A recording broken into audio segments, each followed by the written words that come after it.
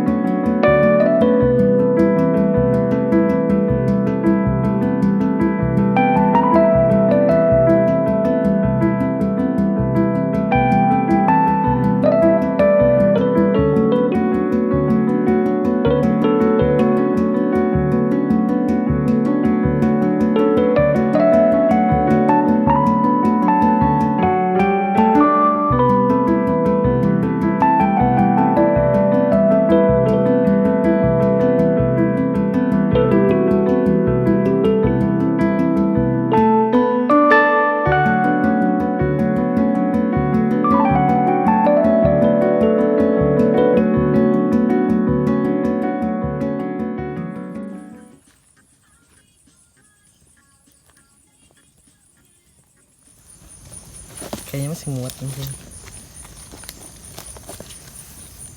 Anda ingin bertanya-tanya berapa kali?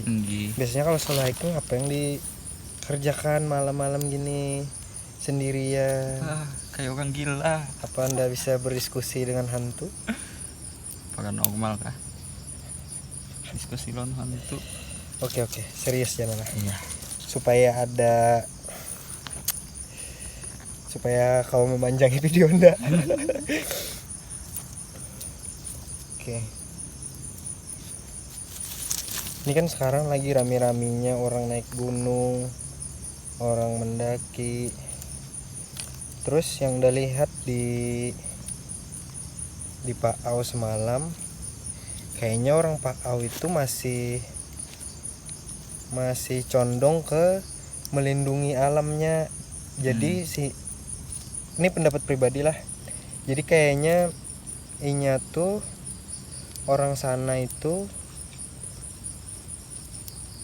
menghindari benar campur tangan orang lain, campur tangan orang luar kayak itu nah, supaya kontrol penuh pemeliharaannya bisa di tangan mereka. Nah, kalau di sini tadi melihat orang yang di bawah tadi, kayaknya di sini lebih hendak diserahkan, entah itu ke pemerintahan atau ke dinas-dinas terkait. Menurut nyawa pribadi, lebih baik mana kalau wisata alam yang kayak ini diserahkan ke warga desanya yang mengelola lebih dominan, atau lebih dominan ke pemerintahnya dari sudut pandang orang yang suka ke alam kayak gitu. Kalau dari sudut pandang dah, yang masalah pengelolaan itu kayak relatif tergantung orangnya Jepang lagi. Jadi misalnya masalah dari segi kampung, hitungan kampung kan ibaratnya banyak orang loh. Kada semua orang kampung juga yang hakon gitu nah, yang turun tangan langsung untuk memelihara lingkungan di sini ibaratnya dari segi kebersihan segala macamnya. Makanya kan kebanyakan orang lagi hendaknya tuh bagian dinas atau apa kayak itu nah yang langsung terjun. Jadi bagiannya tuh kayak sistem lepas tangan, mungkin kayak bagi hasil, mengambil dari segi parkiran atau tempat yang lain gitu.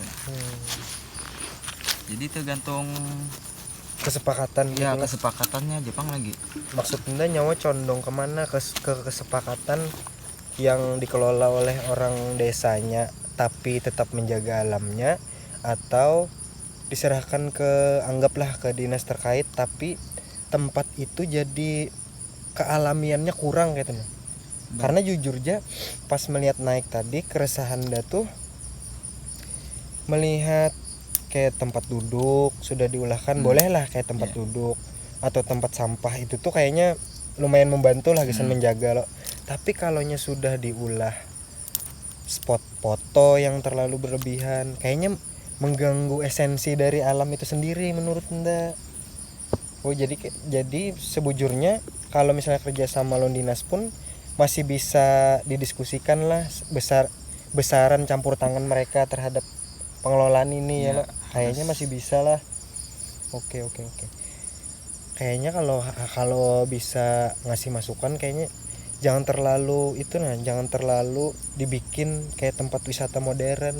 Karena malah kehilangan Jadi kehilangan nuansa alamnya kayak itu nah. ya bujuk. Ada spot foto yang terlalu berlebihan. Jadi seolah-olah yang kita daki, yang kita datangi ini sudah kada alami lagi. Ya kalau Bujuk pulang. oke.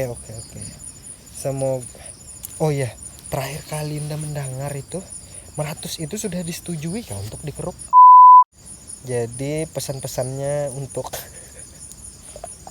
anjing pesan-pesan YouTube enggak, pesan-pesan untuk pendaki-pendaki musiman. Masalahnya yang kayak tadi lo, entah itu dari pengelola desa atau mereka yang bawa sendiri, sebenarnya ada yang ngumpulin sampah terus ditaruh di kantong sampah tapi nggak dibawa turun.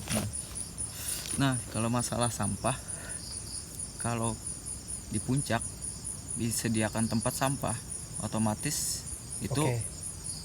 diperbolehkan buang sampah itu. Iya, Nah, ngerti. seharusnya malah kada boleh gitu. Nah, Ya, jangan sampai ada bak sampah atau kantong sampah Setuju di puncak. Jadi kan puncak tuh masih tetap bersih. Setidaknya yang mendaki masih punya niat bawa sampahnya balik ya lo. Nah, itu Kalau ada tempat sampah karena disediakan, dia ngerasa itu tempatnya, jadi tinggal ditaruh sana nggak dibawa pulang. Siapa tahu malah semua lupa diri, malah jadi polemik masalah sampah. Apalagi yang masalah tempat sampah di atas puncak, mereka merasa bayar registrasi. Jadi kan kemungkinan mereka tuh pikirnya sudah tanggung jawab pengelola gitu. Nah, padahal kan itu intinya kesadaran kita masing-masing. iya. Jadi untuk sampah ini balik lagi kayak dulu aja sebenarnya, kembali ke kesadaran masing-masing aja. Masalahnya di trek aja masih ada botol-botol. Sebenarnya botol kayak gitu tuh nggak terlalu nambah beban gitu loh. Kosong. Kok dibuang, kan bisa dipres, nggak makan tempat kalau udah kosong. Jadi tolonglah teman-teman yang pengen daki walaupun cuma buat seru-seruan aja, kayaknya nggak terlalu berat bawa pulang sampah sendiri. Ada cerita seram kah biar YouTube-nya naik, Oke, jam 21.48 kayaknya mau istirahat dulu biar bisa lihat sunrise besok pagi. Katanya salah satu hal yang menarik di Bukit Manjai, katanya bisa lihat sunrise katanya. Moga aja nggak kabut, terus awannya bagus. Oke, sampai jumpa besok. Hampir jam 8 pagi baru kelar masak, udah siap makan. Pengennya lihat sunrise, ternyata kabut.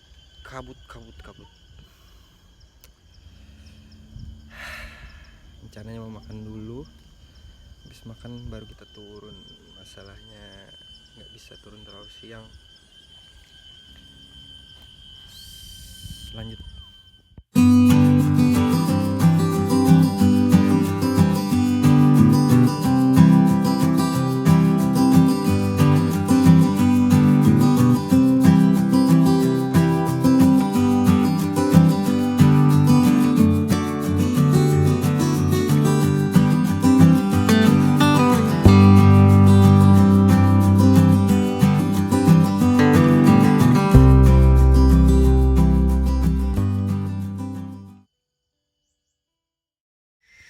Sepuluh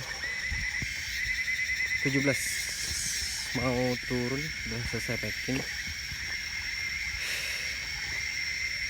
Apaan lagi ya, nggak ada lagi, udah kita pulang berangkat.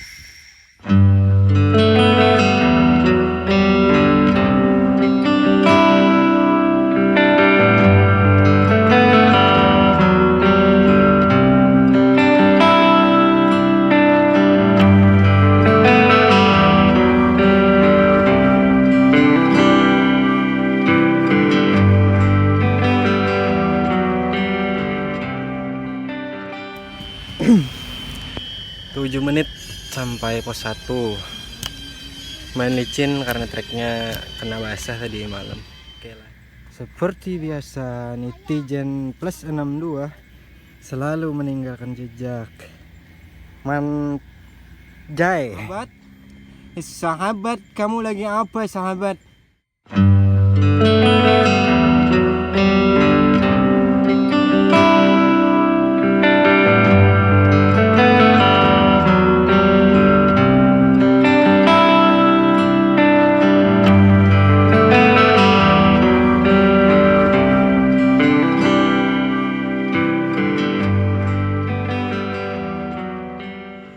Menit tanjakan Muarik, rada lambat, jalurnya licin banget. Istirahat bentar baru cabut lagi. Lanjut.